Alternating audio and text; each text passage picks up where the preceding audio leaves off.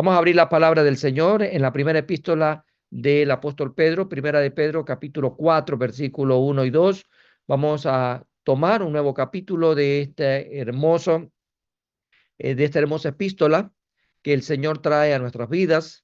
Primera de Pedro, capítulo 4, versículo 1 y 2 dice lo siguiente: puesto que Cristo ha padecido por nosotros en la carne, vosotros también armaos del mismo pensamiento, pues quien ha padecido en la carne terminó con el pecado, para no vivir el tiempo que resta en la carne conforme a la concupiscencia de los hombres, sino conforme a la voluntad de Dios.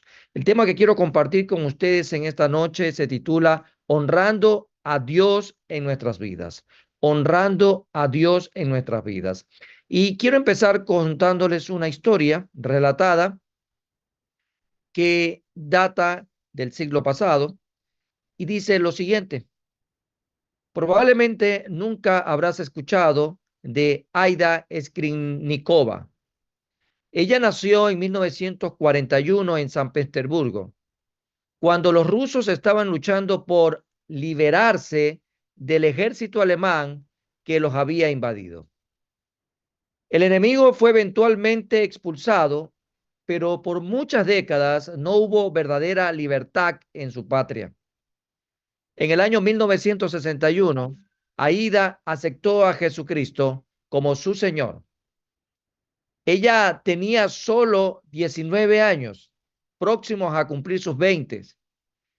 Llena de su nueva fe, tuvo el deseo de compartir con otros. Así que Aida compró muchas tarjetas que tenían una linda foto por un lado y por el otro lado ella escribía un poema. El poema expresaba la necesidad de la gente de encontrar a Dios. Aquí, con tarjetas en mano, Aida se paró en la calle principal de San Petersburgo y comenzó a repartirlas a la gente que pasaba por ahí. Obviamente, la arrestaron.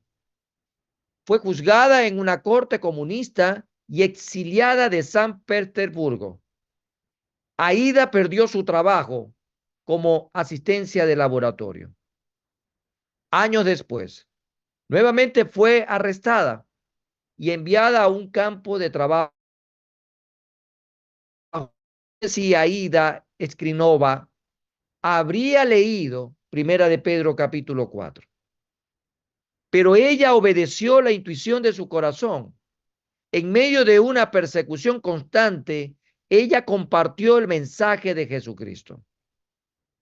A pesar del costo, y al hacerlo, ella tuvo que vivir las persecuciones del que habla la primera epístola en el capítulo 4 del apóstol Pedro. Este capítulo continúa con el tema principal de esta carta: la realidad de la fe en medio de circunstancias opresivas. Los creyentes en Jesucristo deben de enfocar sus corazones y mentes a vivir en la voluntad de Dios, sin importar el costo. Cierro la introducción con esta historia, con este relato histórico que nos permite dar un contexto argumentativo a la exposición en esta noche. Hemos topado anteriormente que esta epístola, escrita por el apóstol Pedro, inspirada por el Espíritu Santo de Dios, fue dirigida a cristianos que estaban exiliados. A causa de identificarse como seguidores de Jesús, de identificarse como cristianos, sus vidas estuvieron en riesgo. Pedro comparte con ellos lo que el Espíritu Santo le ministraba y quería que más cristianos tengan presente, que sin importar el contexto por el cual están atravesando, siempre debemos de enfocarnos a hacer la voluntad de Dios sin importar el costo. Ya en materia de nuestro tema el día de hoy, los sufrimientos de Cristo en la cruz, como bien lo describe el primer versículo que hemos leído el día de hoy del capítulo 4, estos sufrimientos de Jesucristo en la cruz por nuestros pecados, porque Todo lo que Jesús sufrió y padeció en la cruz, lo hizo por los pecados de toda la humanidad, por los tuyos y los míos. Y eso nos recuerda lo que acabamos de leer y voy a referenciar nuevamente esa parte del texto, puesto que Cristo ha padecido por nosotros en la carne. Vosotros también armaos del mismo pensamiento. Tiene que existir una reciprocidad en esa manera de pensar, de darlo todo por Jesucristo, sin importar lo que nos toque atravesar en el día a día. En este sentido, esos sufrimientos en la cruz llevan al apóstol Pedro a exhortar a los cristianos del primer siglo a luchar por dejar el pecado y a vivir en santidad. En otras palabras, mirad la cruz, mirad los padecimientos de Jesús en la cruz y que provoque tal tipo de reflexión en cada uno de los cristianos para poder dejar el pecado y comenzar a vivir una vida que demanda el Padre en el camino y calzada llamado camino de santidad. Si seguimos leyendo el versículo 1, la segunda parte, y otra vez el versículo 2, para poder referenciar esta propuesta, postura, esta exhortación del apóstol Pedro. Dice, pues quien ha padecido en la carne, refiriéndose a Jesús, terminó con el pecado para no vivir el tiempo que resta en la carne conforme a las concupiscencias de los hombres, sino conforme a la voluntad de Dios. Dicha lucha, la que tú y yo, como seres humanos, como pecadores redimidos, como discípulos de Jesús, tenemos que enfrentar, de acuerdo a la exhortación del apóstol Pedro, no es fácil. Esta lucha no es fácil. Y el mismo apóstol Pedro cita dos razones que sería necesario e importante el día de hoy de tomarlas en cuenta. La primera razón son los deseos de la carne, que son muy fuertes. Todos y cada uno de nosotros hemos experimentado aquellos deseos de la carne que los tenemos muy claros, son fuertes. Tal vez el deseo fuerte de una persona no sea el deseo fuerte de otra persona. Puede ser que estén cruzados. Lo que para uno es algo fuerte, para otro puede ser algo débil.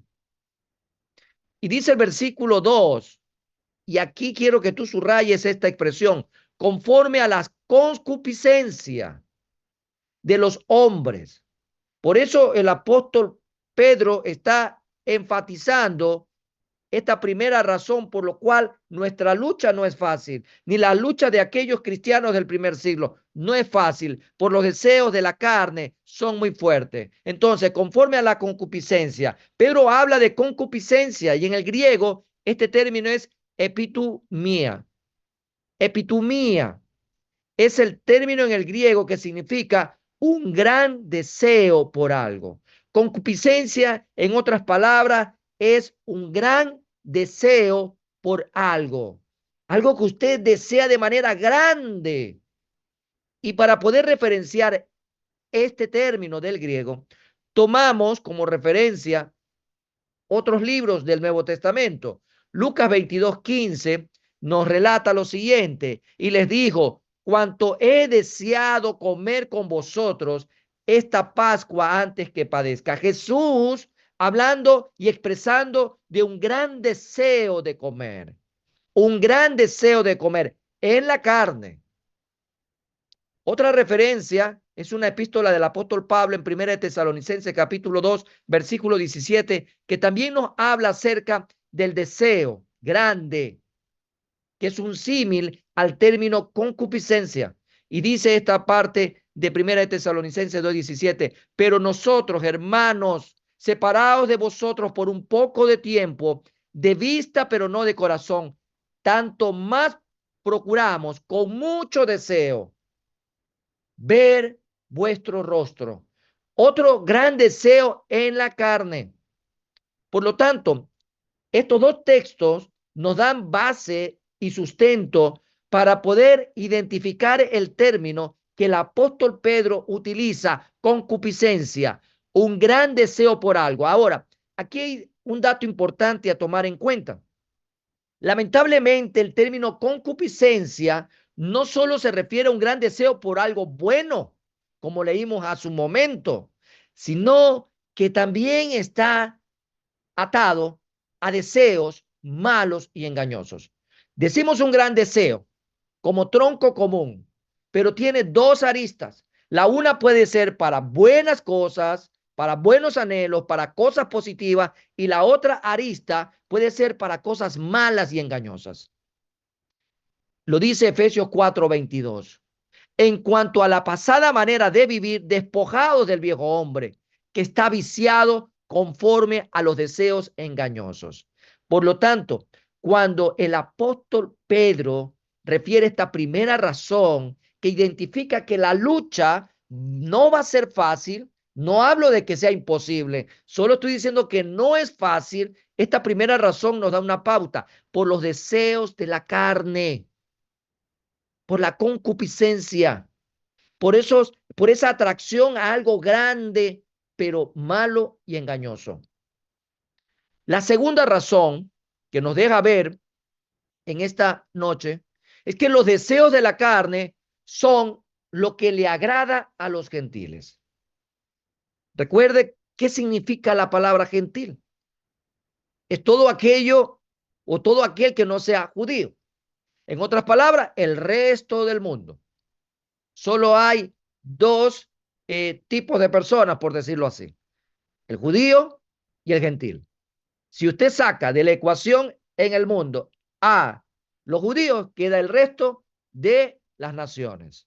Por lo tanto, también se nos hace ver esta segunda razón que se justifica bíblicamente cuando los deseos de la carne son lo que le agrada a todo el mundo.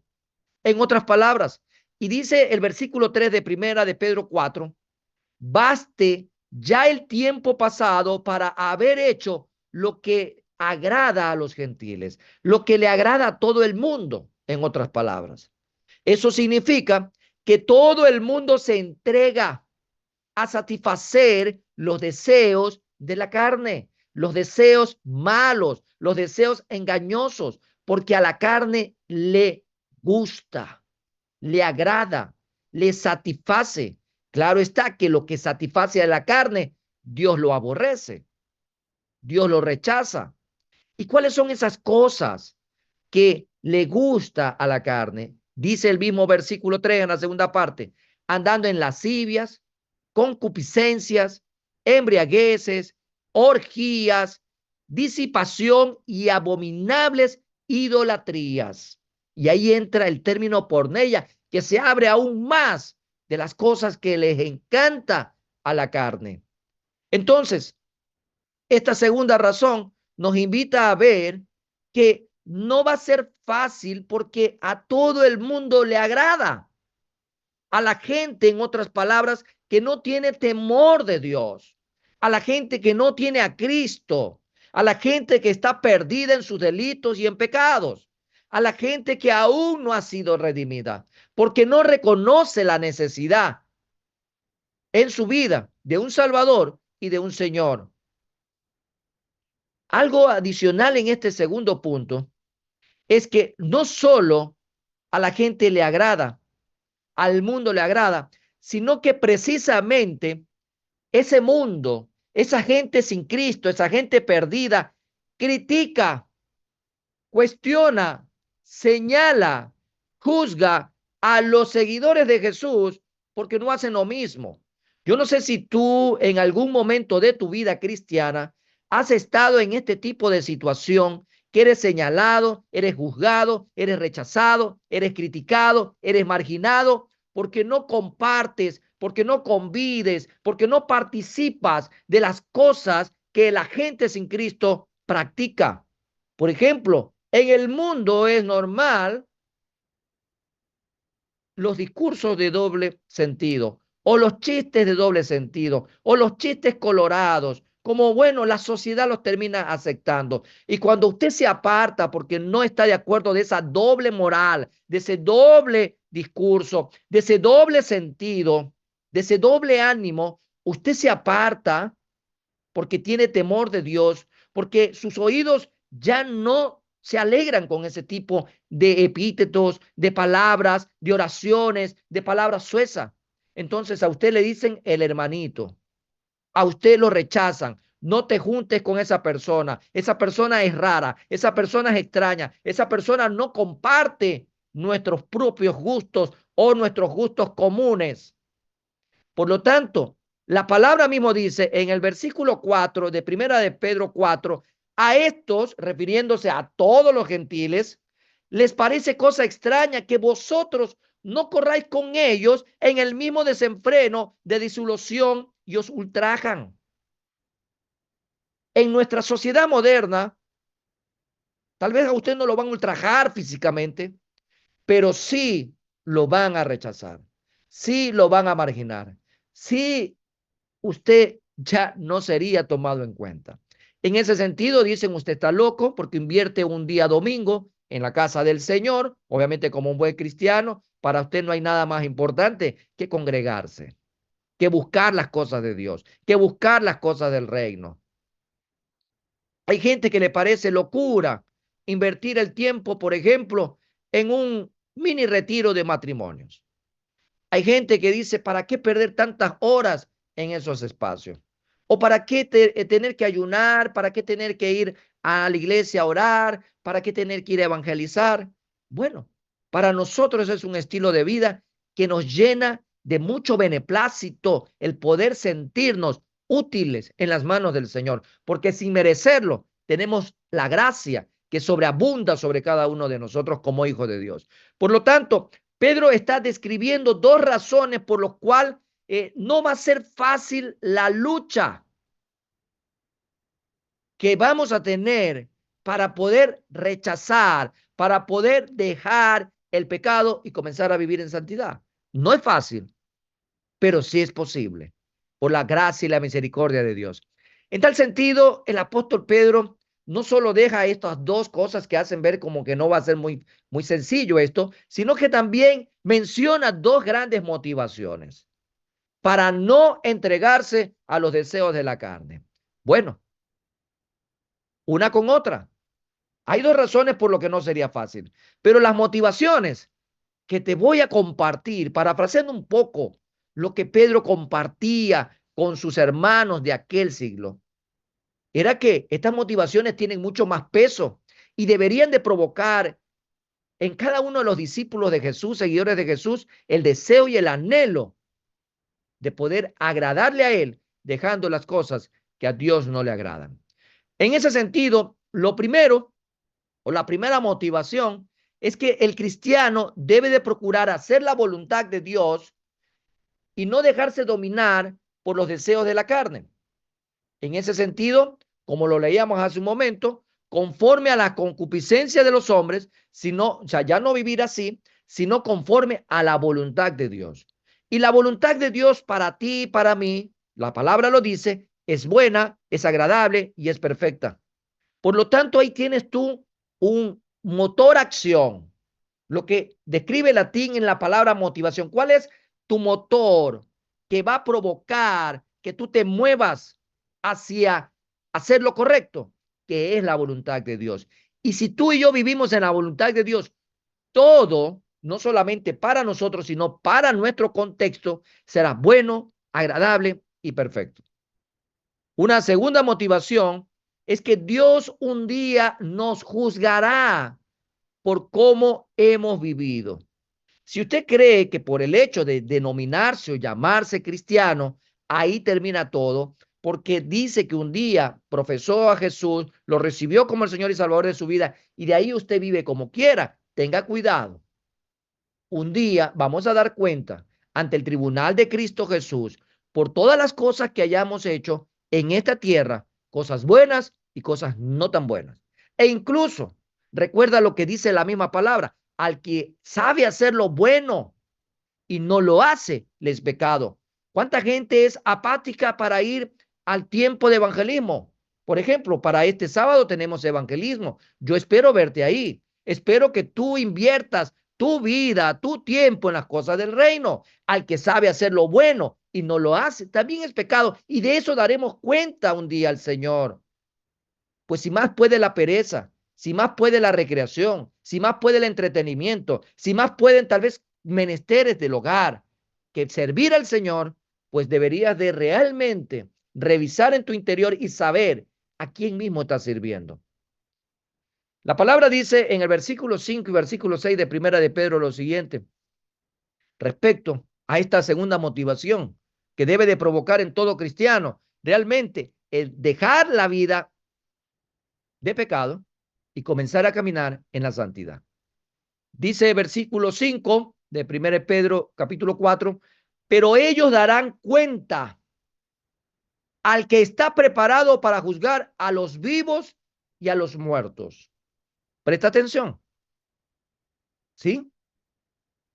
Ellos darán cuenta al que está preparado para juzgar a los vivos y a los... ¿Quién es el único que puede juzgar vivos y muertos? Es Dios.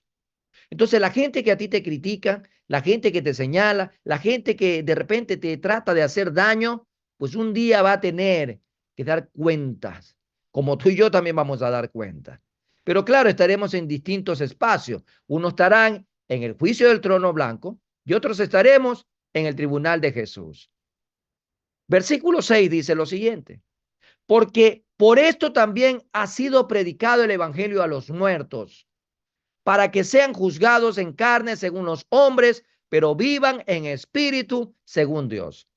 Y aquí nos encontramos obviamente con un texto polémico, con un texto que se descontextualiza y se da como pretexto para sacar temas antibíblicos o posturas realmente erráticas, posturas que confunden a la gente. El versículo 6 es necesario que usted lo tome con pinza y hay que tener cuidado con lo que Pedro aquí está escribiendo en este versículo 6 respecto a la predicación del evangelio a los muertos. Pues usted sabe que el que está muerto, ya no tiene manera que pueda escuchar. Pedro no tiene en mente la muerte física aquí, sino la muerte espiritual. Pues a nuestro alrededor todos los días convidamos con gente que está muerta, espiritualmente hablando. Tal vez en su propia familia haya muertos vivientes. Tal vez en sus vecinos hay muertos vivientes. Tal vez en sus compañeros de estudio hay muertos vivientes. Tal vez en su trabajo hay muertos vivientes. E incluso, y aunque te parezca extraño, dentro de las mismas congregaciones hay muertos vivientes. Por lo tanto, hay que poder tomar con pinza el enfoque y hacia dónde el apóstol Pedro está dirigiendo estas palabras. Pues él está refiriéndose a la gente que está muerta espiritualmente. ¿Quiénes están muertos espiritualmente? Los que no tienen a Jesús. Acuérdese de aquel relato en Juan 3, cuando el Señor Jesús tiene un conversatorio en aquellas horas de la noche con un hombre llamado Nicodemo. Es necesario volver a nacer. Aquel que no nazca de nuevo, amados hermanos, recuerde que el cristiano nace dos veces. Y si esa persona no ha nacido espiritualmente, sigue muerto, aunque físicamente esté caminando. Si Jesús no ha venido a la vida de una persona, esa persona no ha creído, no se ha arrepentido, no ha creído y no ha recibido el no a Jesucristo en su corazón, esa persona está muerta. Por lo tanto, Pedro se está enfocando a que cuando habla, ha sido predicado el evangelio a los muertos. Lo que hacemos cada vez que tenemos la oportunidad de compartir la palabra en las calles de Guayaquil, como lo vamos a hacer este día sábado, se le predica a los muertos vivientes, a la gente que está sin Cristo en la calle, a la gente que puede aparentar vida, que puede aparentar estar lleno de muchas cosas buenas, pero por dentro están rotos, pero por dentro están muertos espiritualmente. Y es necesario que nosotros tengamos en cuenta que Pedro se está refiriendo a las personas que no tienen a Cristo Jesús, el evangelio que se comparte a aquellas personas que no tienen a Cristo Jesús en sus vidas. Dice Efesios capítulo 2, versículo 1, para poder complementar la idea del apóstol Pedro. Y dice, y Él os dio vida a vosotros. Imagínense, nosotros también estábamos antes muertos en nuestros delitos y pecados. Y dice la palabra, y Él os dio vida a vosotros cuando estabais muertos en vuestros delitos y pecados. Aún estando nosotros muertos en pecado, nos dio vida juntamente con Cristo, por gracia sois salvos. Entonces el evangelio no se puede predicar a personas que ya fallecieron, pero sí se puede predicar a los que están muertos espiritualmente. La referencia al día del juicio final, que también nos comparte esta epístola de Primera de Pedro, nos hace ver algo importante. Lleva al apóstol Pedro con esta referencia, sobre todo en esta semana que mundialmente, y aprovecho la oportunidad para decirle a mis amados hermanos y amigos en Cristo Jesús, familia en Cristo Jesús, no te dejes engañar por las fábulas que están corriendo por todas las paredes, ¿sí? Del ciberespacio, en donde todo el mundo que tiene internet y tiene por ahí la oportunidad de hablar, habla cosas y cosas que no están bien a la luz de la palabra de Dios. Para el día de hoy se había profetizado a las 12 del día un megaterremoto en Estados Unidos. Imagínese usted, creando pánico, creyendo, claro, obviamente las autoridades no han hecho caso a ese tipo de profecías. Que esta semana inicia obviamente ya también la fiesta de las trompetas. Que ya el 18 de septiembre de este año, pues bueno, ocurre el arrebatamiento. Que es para el 21, que es para el 23. Y comienza nuevamente una ola de zozobra en el medio, cristocéntricamente hablando. Porque el que no es cristiano, ni idea de lo que se está hablando. Pero los cristianos que estamos buscando las cosas de arriba, debemos de poner la mirada en Jesús y tener convicción y verticalidad en nuestra postura cristocéntrica y no dejarnos llevar por cualquier corriente que venga con algún tinte ahí de escatología o muchas veces de palabras proféticas que están dañando y consumiendo la psiquis de los cristianos. Obviamente, por falta de conocimiento, el pueblo deja de tener intimidad con el Señor. Y en vez de buscar delante del Señor intimidad, comienzan a refugiarse en sus sentimientos y emociones y comienzan a caotizar toda su vida y también la vida de su entorno. Así que tengamos presente, incluso vale la oportunidad por lo que el apóstol Pedro nos hace referencia al día del juicio final, que bueno, está hilado un poco a los eventos previos al juicio final, como es el arrebatamiento de la iglesia. Esto lleva al apóstol Pedro a exhortar a los creyentes a ser sobrios y a estar alertas, constante y permanentemente en oración. Y dice versículo 7 en la segunda parte, mas el fin de todas las cosas se acerca. Pues bueno, nosotros como iglesia tenemos el compromiso delante del Señor de compartir el mensaje con claridad y alertar a la congregación a estar sobriamente preparado, hablando desde el punto de vista espiritual. Y Pedro recuerda, sed pues sobrios y velad en oración. Pues bueno, eso es algo que tenemos que hacer día a día, porque siempre lo hemos manifestado. Una cosa es el rapto, y muchos coinciden que esta es la generación del rapto. Pero otra cosa muy distinta es que el Señor te tenga en la lista de los que primero van a llegar a su presencia antes de que el rapto ocurra. Hay dos momentos inminentes en la vida de un cristiano. Si no es el rapto, pues bueno, entonces será la partida de este mundo. Pero si te toca partir de este mundo, tú tienes que estar tan apercibido como si hoy el Señor te llamara a su presencia. Y por eso debemos de estar constantemente velando. Y coincide el apóstol Pablo cuando también le dice a los tesalonicenses, orad sin cesar, orad en todo tiempo. Y es importante que tú y yo estemos en constante oración. Ahora, entre cristianos, lo que debe de existir también en el tema de coinonía, de comunión, es el amor ferviente. Es de poder compartir ese amor agapao, ese amor que debe de ser entregarse genuinamente, darse por completo sin esperar nada a cambio. Y dice el versículo 8, y ante todo tened entre vosotros ferviente amor, porque el amor cubrirá multitud de pecados. Y un espíritu de ayuda mutua debe de perseverar para poder preservar en la vida de los hijos de Dios, y es la ayuda constante. Por un lado, la manifestación de un ferviente amor, por otro lado, la ayuda mutua, hospedados los unos a los otros sin murmuraciones. Esta ayuda tiene que ver mucho con lo que hay dentro de cada uno de nosotros y son los dones espirituales. Cada uno según el don que haya recibido, dice el versículo 10, ministrelo a los otros como buenos administradores de la multiforme gracia de Dios. Dios ha dado a cada cristiano por lo menos un don espiritual. Nadie puede decir que no tiene un don de parte de Dios. Todos por lo menos tenemos al Espíritu Santo y eso ya es muchísimo. En ese sentido, debemos nosotros usar lo que Dios nos da de gracia para compartir de gracia, usarlo para edificación espiritual. Todo lo que tiene que ver con dones es para edificación del cuerpo de Cristo, para crecimiento, para desarrollo, para una coinonía, una hermandad entre hermanos de la fe.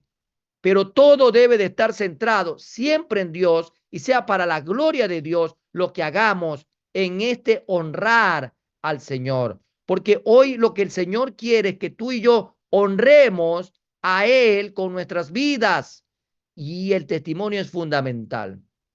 Así que el desafío para nosotros en esta hermosa noche, un desafío muy grande, dejar el pecado y vivir en santidad. Y para vivir en santidad se nos ha abierto un abanico de muchas cosas que debemos de comenzar a poner en práctica. Aún en esta parte del mundo no estamos experimentando lo que estos cristianos que recibieron esta carta vivían en carne propia. Y a pesar de ello, la exhortación era dejar el pecado y vivir en santidad. Amor ferviente, ayuda mutua, el darse los unos por los otros es un gran desafío para poder honrar a Dios. De nada puede servir que usted se jacte en un área de su vida si por otro lado hay resentimiento, hay celo, hay rencor, hay mezquindad. No podemos honrar a Dios de esa manera. Es el desafío. Y en medio de todo, Dios tiene que ser glorificado. Y Él va a ser glorificado en que tú y yo llevemos mucho fruto. La pregunta el día de hoy es, ¿nuestra vida glorifica a Dios? ¿Nuestra vida glorifica a Dios? ¿O será que entregándonos a los deseos de la carne, deshonramos a Dios en nuestras vidas? Hay dos puntos nada más. O glorifico a Dios con mi vida o deshonro a Dios con mi vida. ¿Cuál es el resultado en esta noche según lo que Dios ha dado a tu vida? Recuerda que la palabra de Dios nos consuela. Recuerda que la palabra de Dios nos protege. La palabra de Dios nos alienta. Y por eso debemos de pedir al Señor que nos ayude a caminar de forma digna del llamado que Él nos ha hecho en medio de los problemas, de las dificultades de la vida. Digamos en este día al Señor, habla a mi vida. Señor, nosotros como hijos tuyos te escuchamos. En el nombre de Jesús, digámoslo hoy conjuntamente y digamos un fuerte amén. Vamos a terminar en esta noche. La Primera Iglesia Bautista de Guayaquil te invita a formar parte de nuestra comunidad digital. Suscríbete a nuestro canal de YouTube y síguenos en nuestras redes sociales, donde encontrarás una variedad de contenido audiovisual, el cual será de gran impacto para tu vida espiritual. Y recuerda, en PIBG estás en casa.